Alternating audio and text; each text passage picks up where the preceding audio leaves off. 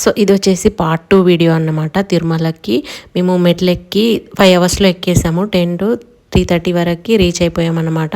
So ఇక వెంటనే room CRO ఆఫీస్కి వెళ్ళి చెక్ ఇన్ అయ్యా అని చెప్పాను కదా. సో వెంటనే రెడీ అయ్యేసి మేము దర్శనానికి వెళ్ళిపోయాము. మాకు 3 అవర్స్ పట్టింది. స్పెషల్ అంటే దర్శనం టికెట్స్ తీసుకున్నాం కాబట్టి. సో ఇక వ్లాగ్ మొత్తం వీడియో మొత్తం ఏం షూట్ చేయలేదన్నమాట. ఇది వచ్చేసి మళ్ళీ నెక్స్ట్ డే మార్నింగ్ మేము ఫ్రైడే దర్శనం చేసుకున్నాము. ఇది సాటర్డే మార్నింగు. అస్సలు ఇది మాత్రం చాలా హైలైట్ అనమాట. నాకు దర్శనం కంటే ఇది చాలా బాగా అనిపించింది. అంటే దర్శనం కూడా చాలా బాగా అయిందన్నమాట. ఒక 1 అవర్ ఏమో కంపార్ట్మెంట్లో వెయిట్ చేసాము. 2 అవర్స్ జర్నీ జరిగింది లైన్లో వెళ్ళడము. మళ్ళీ మేము రూమ్కి వచ్చేసరికి 11 అయింది. సో అప్పుడేం వీడియో తీయలేదు. రెస్ట్ తీసుకొని మార్నింగ్ లేచి మేము ముందు రోజు జుట్టు 5 కత్తెరలు ఇవ్వలేదన్నమాట ఎవ్వరము, ఎందుకంటే హడావిడిలో ఉండే. సో అప్పుడు ఇవ్వలేదు కాబట్టి మేము మార్నింగ్ ఇద్దామని వెళ్ళి పుష్కరిణిలో స్నానం చేసామన్నమాట. అది మాత్రం చాలా చాలా బ్లెస్డ్గా అనిపించింది. అంటే ఇప్పుడు నేను 3 టైం, ఇది 4th టైం వెళ్ళడం. ఇప్పటివరకు ఎప్పుడు కూడా స్నానం చేయలేదు అందులో, అంటే స్నానము ఆచరించలేదన్నమాట. బట్ ఫస్ట్ టైం చేశాను. చాలా చాలా బాగా అనిపించింది, చాలా పీస్ఫుల్గా అనిపించింది. అసలు ఈ పుష్కరంలో స్నానం చేయడం అనేది అన్ఎక్స్పెక్టెడ్ అనమాట. సో అందుకని నాకు చాలా హ్యాపీగా అనిపించింది. స్నానం చేసి వచ్చినాక మళ్ళీ రూమ్కి వచ్చాము. పిల్లలకు చేయించలేదు, ఎందుకంటే వాళ్ళకి నీళ్ళు పైనుంచి చల్లాము కానీ చేయించలేదు. ఎందుకంటే చల్లగా ఉంటే మళ్ళీ కోల్డ్ బాగా అయిపోతే ఎలా ఉంటుంది అని, అందుకని వాళ్ళకి చేయించలేదు. మేమిద్దరం చేసి వచ్చి రూమ్లోకి వచ్చి మళ్ళీ ఫ్రెష్ అప్ అయ్యి రెడీ అయ్యి మళ్ళీ వెళ్ళామన్నమాట. నిన్న వరాహస్వామి దర్శనం చేసుకోలేదు. సో ఈరోజు దర్శనము అంటే సాటర్డే రోజు దర్శనం చేసుకుందామని వెళ్ళాను. సో చూడండి సాటర్డే రోజు ఎంత క్రౌడ్ ఉందో. అండ్ మళ్ళీ ముందు రోజు నైట్ కొబ్బరికాయ కొట్టలేదనమాట. మేము ఎప్పుడు కానీ ముందు రోజు దర్శనం చేసుకున్నాక నెక్స్ట్ డే కొబ్బరికాయ కొట్టడం అవుతుంది. ఆల్మోస్ట్ 3 టైమ్స్ నుంచి ఇది 4th టైము. సో ఇప్పుడు కూడా అలాగే కొబ్బరికాయ కొట్టడానికి అండ్ మళ్ళీ వరాహస్వామి దర్శనానికి వెళ్ళాము.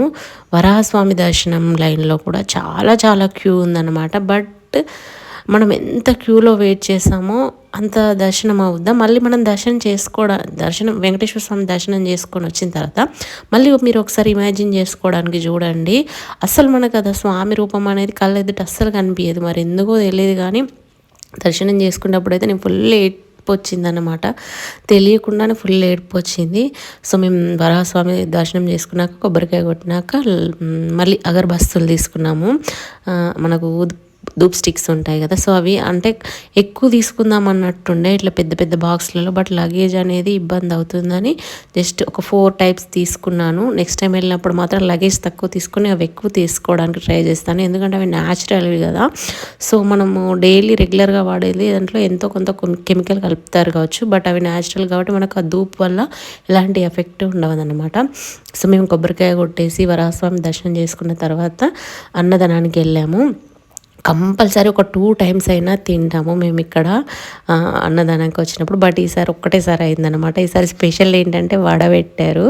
అసలు ఎంత బాగున్నాయో, చాలా టేస్టీగా ఉన్నాయి. మా చిన్నోడు కూడా ఇక్కడికి వచ్చినప్పుడు అయితే వాడంతటా వాడే తింటాడు. ఇది మాత్రం చాలా బెస్ట్. అంతమందికి ఫుడ్ ఎలా సర్వ్ చేస్తారన్నది ఇప్పటికీ నాకైతే క్వశ్చన్ మార్కే అన్నమాట. మంచిగా ఫుడ్ తినేసి మేము మళ్ళీ నెక్స్ట్ వచ్చేసి మాకు అరుణాచలం ప్లాన్ ఉంది. సో మేము అరుణాచలంకి కూడా తిన్నాక రూమ్ చెక్అవుట్ చేసేసి మళ్ళీ అక్కడ నుంచి స్టార్ట్ అయ్యాము. సో మనం ఇవన్నీ తినేసి వచ్చిన తర్వాత షాపింగ్ చేసాము. చిన్న చిన్న ఐటమ్స్ తీసేసుకున్నాం అనమాట. పిల్లలకు కూడా ఎక్కువ ఏం కొనియలేదు. పెద్ద పెద్దవి కొంటే ఏమంటే లగేజ్ తీసుకెళ్ళడానికి చాలా ప్రాబ్లం అవుతుంది పిల్లల్ని ఎత్తుకొని.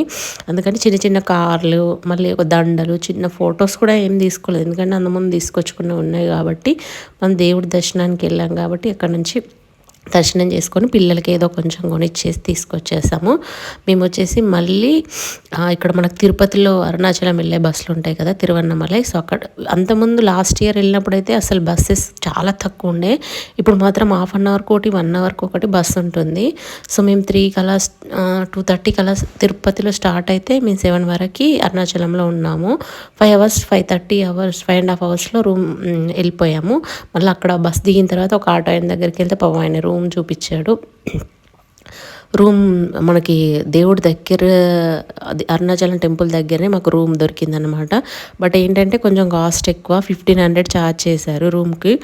బట్ ఓకే, పిల్లలతో వెళ్ళినప్పుడు బయట మనకు సత్రాలు ఉంటాయి కాబట్టి దొరుకుతాయేమో కానీ పిల్లలతో వెళ్ళినప్పుడు చాలా ఇబ్బంది అవుతుందన్నమాట. సో మనం కొంచెం హెల్త్ వైజ్ పిల్లలకి ఇబ్బంది కాకుండా చూసుకోవాలి. అంటే డబ్బులు ఎక్కువ అయ్యాయి కానీ పర్లేదు, ఎందుకంటే అడ్జస్టబుల్ అవుతాయి అన్న ఉద్దేశంతో ఇస్తాడు కదా దేవుడు మనకి, ఎంత మనం ఖర్చు పెట్టుకున్నది చూసుకోకూడదని. సో అలా రూమ్ చెక్ ఇన్ అయి తినేసి వచ్చేసాం రూమ్కి.